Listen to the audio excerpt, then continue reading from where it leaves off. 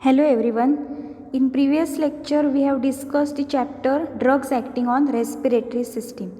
Let's start with next chapter, that is autocoids. So what are autocoids? Definition: these are diverse substances produced by wide variety of cells in the body, have biological activity but act locally at the site of synthesis and release. These are local hormones produced by specific cells and transported through blood circulation to act on a distant target tissue. These are diverse substances produced by wide variety of cells. अशा काही बॉडीमध्ये cells असतात जे chemical substances produce करतात. For example mast cell which have biological activity but act locally at the site of synthesis and release. हे जे chemical substances release होतात त्यांना केमिकल मीडिएटर असं पण म्हटलं जातं किंवा ते ऑटोकॉइड्स असं पण त्यांना म्हटलं जातं, जे काही ठराविक सेल्सद्वारे प्रोड्यूस होतात आणि त्यांना बायोलॉजिकल ॲक्टिव्हिटी असते. For example contraction, relaxation of muscles वगैरे अशा प्रकारे, किंवा bronchioles, contraction of bronchioles, but act locally at the site of synthesis and release. Site of synthesis म्हणजे काय, तर जिथे ते केमिकल मीडिएटर्स प्रोड्यूस झालेले असतात किंवा त्यांचं फॉर्मेशन हे झालेलं असतं अशा ठिकाणी ते ॲक्ट करतात, किंवा जिथे ते रिलीज होतात अशा ठिकाणी ॲक्ट होतात. परत एकदा पहा, these are diverse substances produced by wide variety of cells in the body, have biological activity but act locally at the site of synthesis and release. असे जे केमिकल सबस्टन्सेस आहेत जे आपल्या बॉडीमध्ये अशा सेल्स असतात ज्या सेल्सद्वारे प्रोड्यूस होतात आणि नंतर ते जिथे प्रोड्यूस होतात किंवा जिथे त्यांची साईट ऑफ सिंथेसिस असते इथे ॲक्ट होतात, किंवा ते जिथे रिलीज होतात अशा ठिकाणी ते ॲक्ट होतात. त्यांना एक स्पेसिफिक बायोलॉजिकल ॲक्टिव्हिटी असते.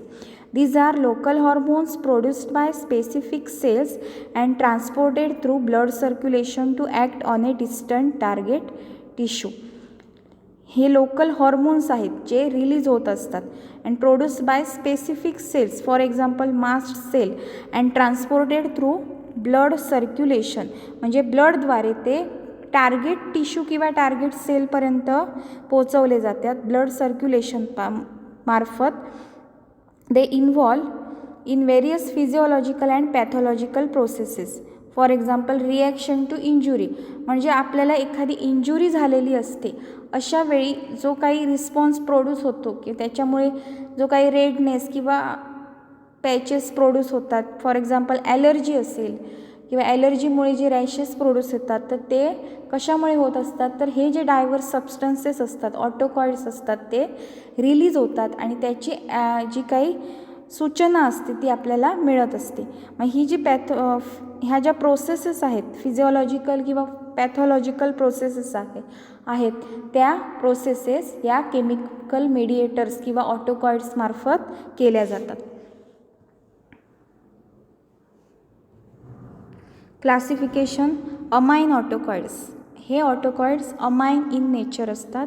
हिस्टामाइन, सिरोटोनिन याच्यामध्ये अमाइन ग्रुप प्रेझेंट असतो. Peptide autacoids, plasma kinin, angiotensin, lipid derived autacoids जे लिपिडपासून निर्माण होतात, प्रोस्टाग्लँडिन, ल्युकोट्राईन, प्रोस्टासायक्लिन्स, थ्रोम्बोक्झेन, सायटोकाइन्स, इंटरल्युकिन 1, मिझेलिनियस, इंटरफेरॉन, गॅस्ट्रिन, सोमॅटोस्टॅटिन. तुम्हाला सिलेबसमध्ये फक्त हिस्टामाइनची स्टडी इन डिटेलमध्ये करायची आहे. हिस्टामाइन म्हणजे काय? Histamine is a mainly stored in mast cell. Histamine synthesize from histidine and metabolized by N-methyl transferase and diamine oxidase. Histidine या केमिकल पासून हिस्टामाइन हे बनलं जातं आणि जे मास्ट सेलमध्ये स्टोअर केलं जातं and metabolized by N-methyl transferase and diamine oxidase. N-methyl transferase आणि डायअमाइन ऑक्सिडेज ही जी एन्झाईम्स आहेत ह्याच्यामुळे हिस्टामाइनचं ब्रेकडाऊन होतं किंवा मेटाबॉलिझम होतं.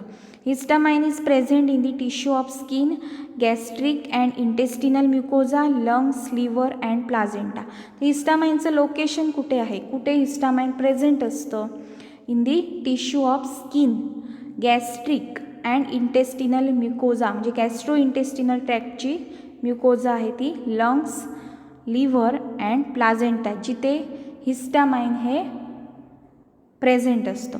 Histamine has a 2 types of receptors, first H1 and second is H2. H1 receptor are present on smooth muscle of blood vessel and bronchi. Respiratory सिस्टीममध्ये जे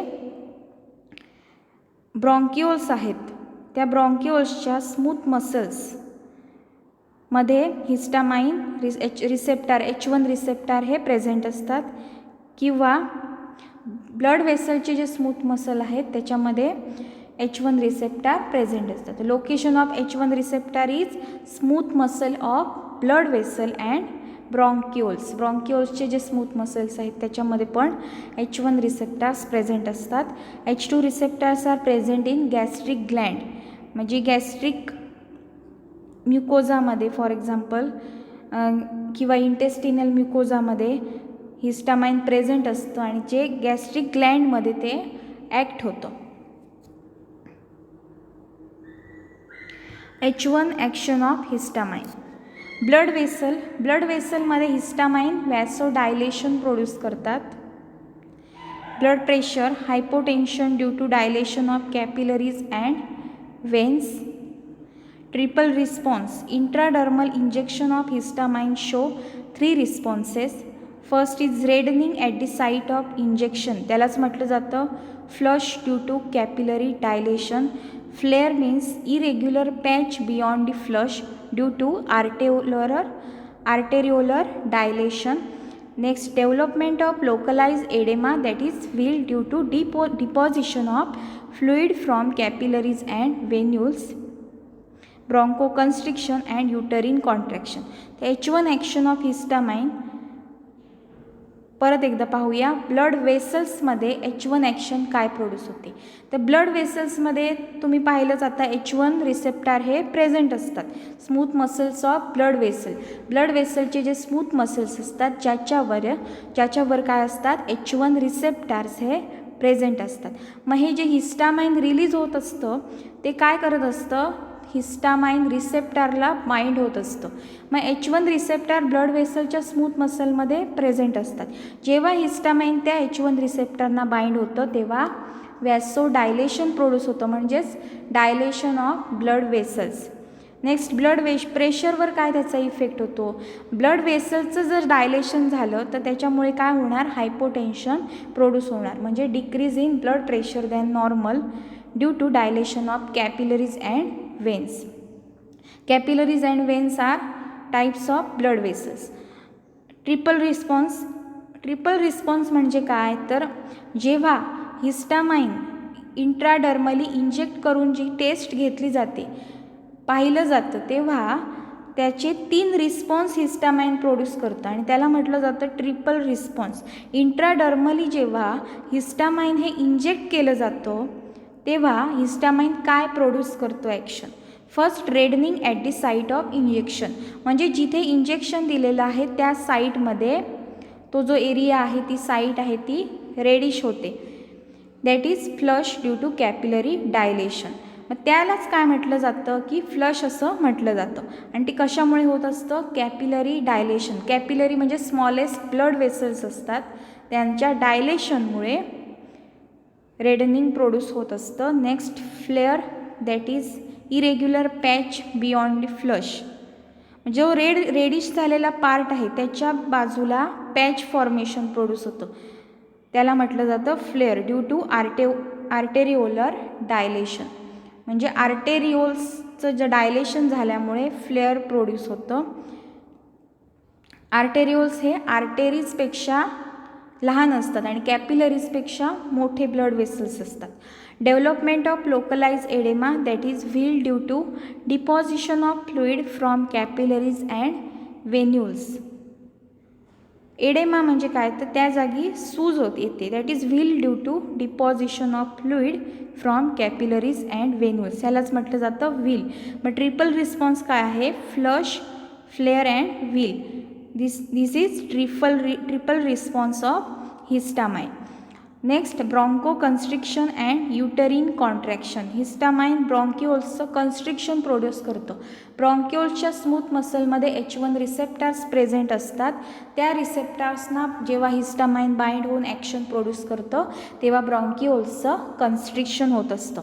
आणि युटरीन स्मूथ मसलचं कन्स्ट्रिक्शन होत असतं.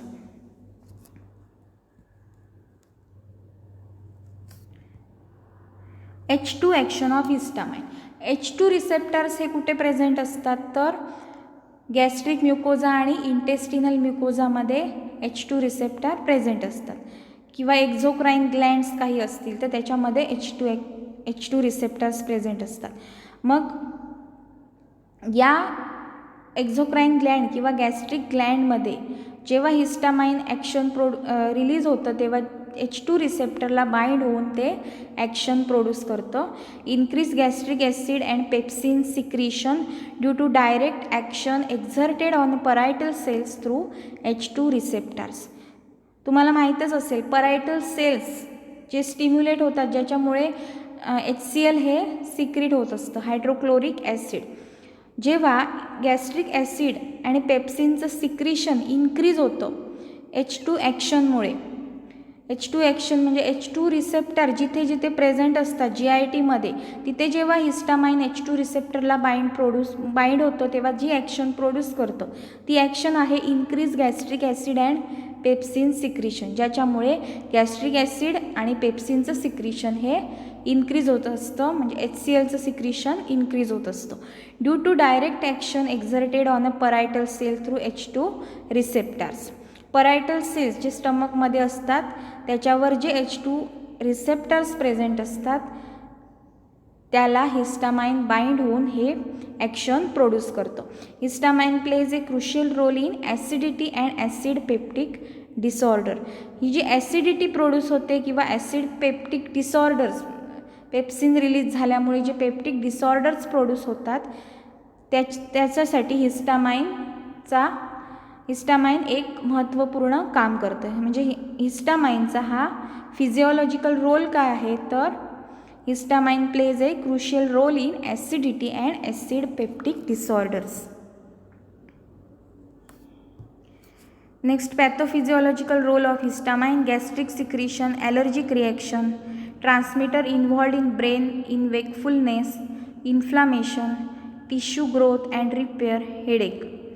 पॅथोफिजिओलॉजिकल role of histamine. Gastric secretion जे histamine जे gastric ग्लँडमध्ये present असतं ते H2 रिसेप्टरला बाइंड होऊन ॲक्शन प्रोड्यूस करतं तेव्हा काय होतं, गॅस्ट्रिक सिक्रिशन होतं.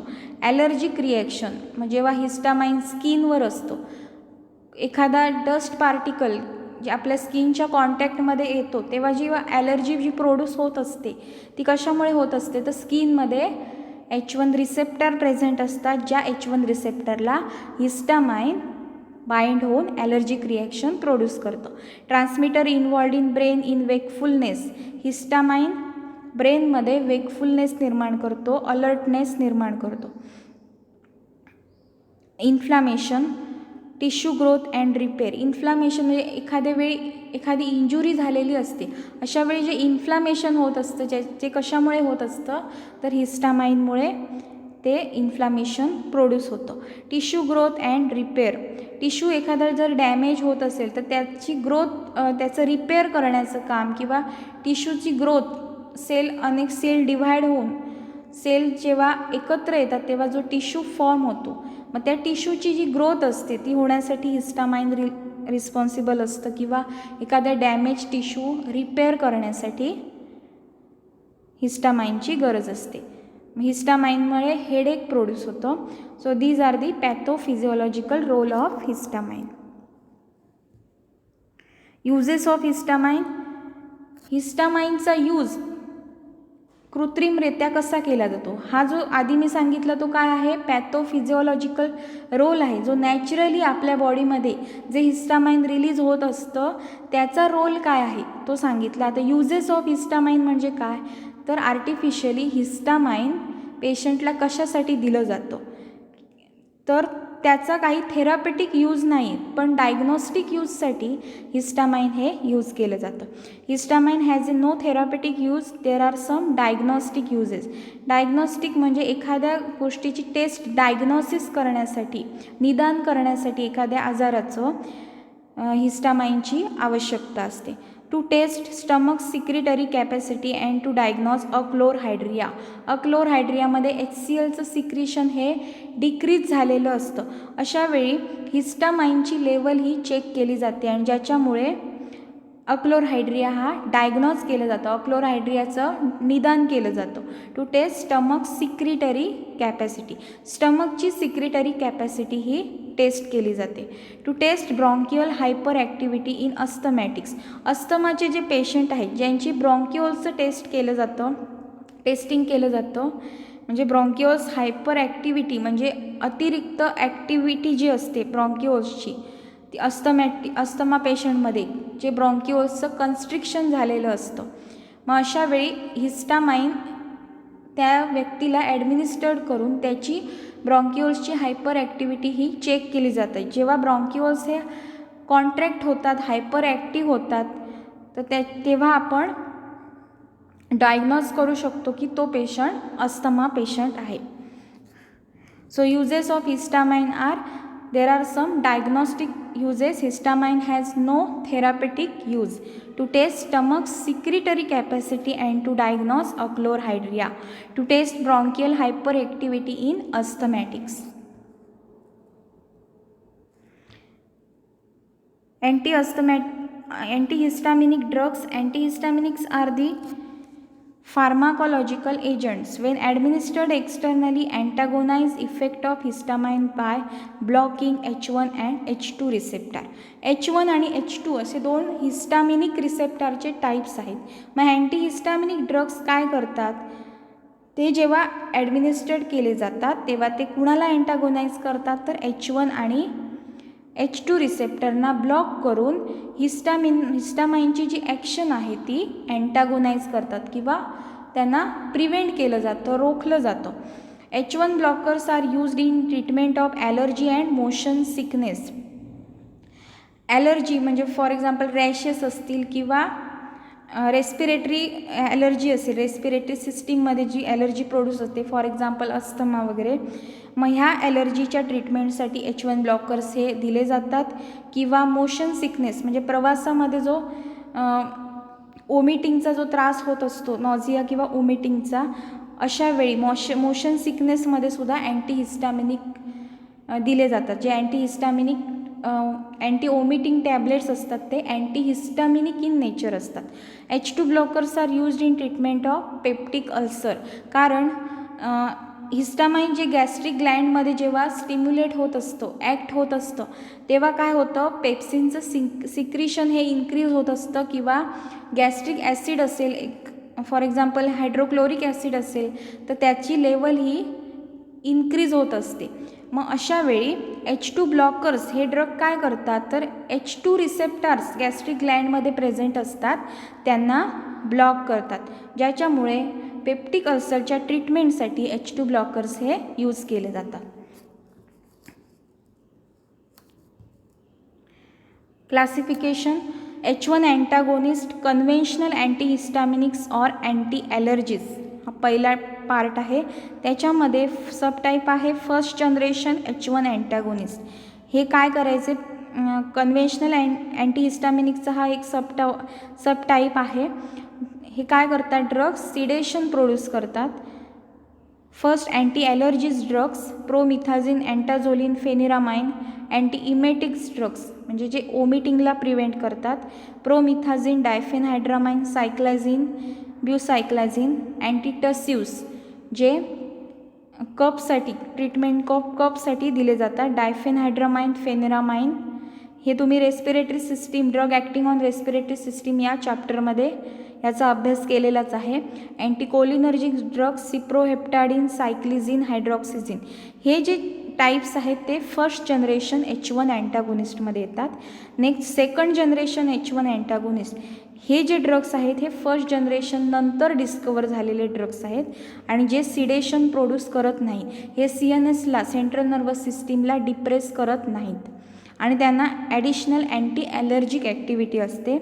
सेट्रिझिन, cinnarizine, terfenadine, fexofenadine, loratadine, astemizole these are the examples of second generation H1 antagonist. Next H2 antagonist or anti ulcer agent पण असं म्हटलं जातं त्यांना, ranitidine, famotidine, cimetidine and roxatidine. Pharmacology of H1 antagonist. Antihistaminics blocks triple response of histamine. These agents antagonize stimulant action of histamine on smooth muscle of respiratory tract. These antagonize histamine induce bronchospasm. Antihistaminics depresses CNS and induces sedation. Antihistaminics by acting on a vestibular apparatus, this is part of internal ear, prevent vomiting due to motion sickness. H1 अँटागोनिस्टची pharmacological actions काय आहेत तर antihistaminics blocks triple response of histamine, म्हणजे जे flush flare आणि wheel असे 3 प्रकारचा जो रिस्पॉन्स असतो त्याला ट्रिपल रिस्पॉन्स म्हटलं जातं. रेडनिंग किंवा पॅच फॉर्मेशन आणि एडेमा हे जे 3 रिस्पॉन्स हिस्टामाइनमुळे प्रोड्यूस झालेले असतात, या रिस्पॉन्सना अँटीहिस्टामिनिक ड्रग ब्लॉक करतात. These agents antagonize stimulant action of histamine on smooth muscle of respiratory tract. Respiratory ट्रॅक्टमध्ये ब्रॉन्क्युल्समध्ये जे स्मूथ मसलचं जे कॉन्ट्रॅक्शन झालेलं असतं ते काय होतं, अँटागोनाइज केलं जातं. कसं तर तिथे जे हिस्टामाइन रिलीज होत असतं त्याला ब्लॉक केलं जातं. H1 रिसेप्टरला ब्लॉक करून हिस्टामाइनची लेवल ही डिक्रीज केली जाते. These antagonize histamine induce bronchospasm. हिस्टामाइनमुळे जे ब्रॉन्कोस्पाझम किंवा ब्रॉन्को कन्स्ट्रिक्शन जे प्रोड्यूस झालेलं असतं ते ब्लॉक होतं.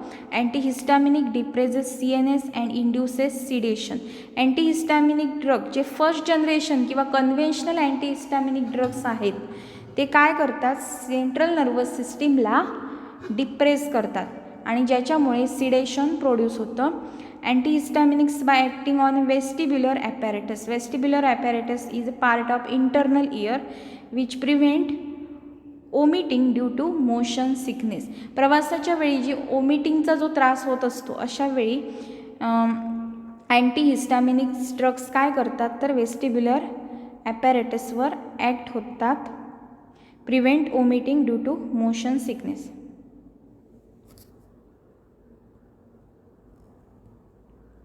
Next, therapeutic uses to treat allergic reactions as a local anesthetic, to treat motion sickness, common cold, vertigo, pre-anesthetic medication, antitussives as a sedative, hypnotic, anxiolytic.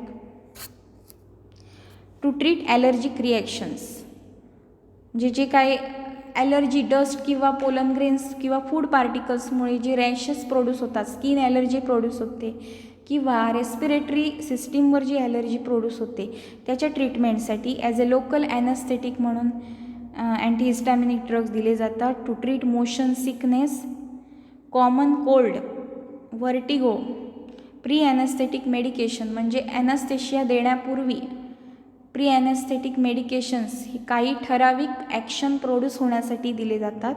अँटीटसिव्स म्हणजे treatment of cough, as a sedative, hypnotic and anxiolytic. कारण first generation antihistaminic drug काय produce करतात, sedation produce करतात जे central nervous सिस्टीमला depress करत असतात, म्हणून ते ॲज अ सिडेटिव्ह, हिप्नॉटिक किंवा अँक्झिओलायटिक म्हणून सुद्धा दिले जातात.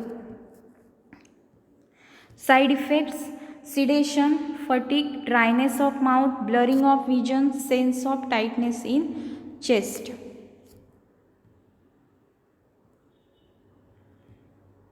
Pharmacology of H2 antagonist. These agents when administered blocks action of histamine on H2 receptor. These agents block histamine induced gastric HCl secretion.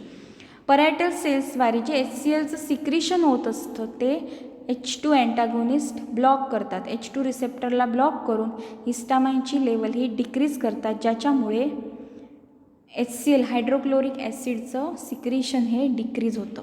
H2 blockers do not neutralize the acid that is already secreted but they prevent further acid secretion. जे यापूर्वी झालेलं आहे, HCl secretion झालेलं आहे ते decrease होत नाही, ते न्यूट्रलाइज होत नाही, तर त्याच्यानंतर जे HCl सिक्रिशनपासून प्रिव्हेंट केलं जातं. H2 blockers do not provide immediate pain relief. Example cimetidine, ranitidine and famotidine. Mechanism of action. These agents blocks H2 receptor on parietal cells of stomach. Therefore, histamine does not stimulate parietal cell and H plus ion are not released in the lumen of stomach. It prevents formation of acid in stomach. Additionally, this drug reduce pepsin secretion. H2 antagonist mechanism काय आहे तर these agent block H2 receptors on parietal cells. Parietal सेल्समध्ये H2 receptors असतात स्टमकमध्ये, त्यांना काय केलं जातं, block केलं जातं. आणि हे परायटल सेल काय करत असतात, HClचं सिक्रिशन करत असतात. मग जेव्हा H2 रिसेप्टरना ब्लॉक केलं जातं तेव्हा हिस्टामाइन रिलीज होणार नाही, आणि हिस्टामाइन रिलीज न झाल्यामुळे HClचं सिक्रिशन हे प्रोड्यूस होणार नाही. कारण जेव्हा हिस्टामाइन सिक्रीट होतं तेव्हाच परायटल सेल्स स्टिम्युलेट होऊन HClचं सिक्रिशन होत असतं. मग अशावेळी H2 रिसेप्टरला जेव्हा हे ड्रग ब्लॉक करतात त्यावेळी ऑटोमॅटिकली हिस्टामाइनची लेवल ही डिक्रीज होते, आणि ज्याच्यामुळे HClची लेवल ही डिक्रीज होते. Therefore histamine does not stimulate parietal cell and H plus ions are not release in the lumen of stomach. It prevents formation of acid in stomach. Additionally, these drugs reduce pepsin secretion. कारण हिस्टामाइनमुळे पेप्सिनचं पण secretion produce होत असतं. हिस्टामाइनला block झाल्यामुळे पेप्सिनचं secretion हे decrease होतं. It prevent formation of acid in stomach and additionally these drugs reduce pepsin secretion. Therapeutic uses: hyperacidity, gastric and duodenal ulcer and allergic rash. Adverse effect: headache, restlessness, bowel upset, hepatotoxicity. Adverse effect काय आहे तर headache, restlessness, थकवा येणे किंवा bowel upset. हेपॅटोटॉक्सिसिटी म्हणजे लिव्हरला जी toxicity produce होत असते अँटीहिस्टामिनिक ड्रगद्वारे. Dose: cimetidine 400 mg और 800 mg, रॅनिटिडिन 150 mg और 300 mg, फॅमोटिडिन 20 mg और 40 mg, रॉक्साटिडिन 75 mg to 150 mg. इथे हा चॅप्टर कंप्लीट झालेला आहे. थँक्यू.